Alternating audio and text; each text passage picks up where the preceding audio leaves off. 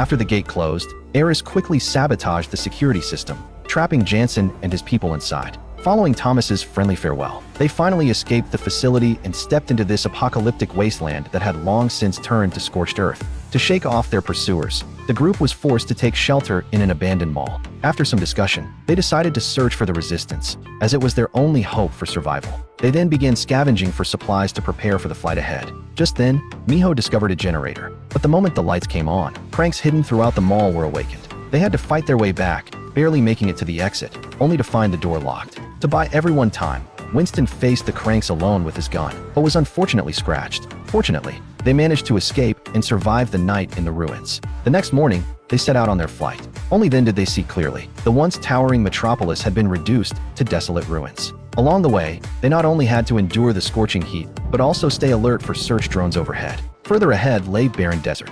In these extreme conditions, Winston, who'd been scratched by a crank, finally collapsed. His wound had begun to mutate. Soon he would descend into madness. He didn't want to become a crank and begged the others to end it quickly. Faced with a companion they'd survived alongside, no one could bring themselves to do it. In the end, Newt placed the gun in his hand.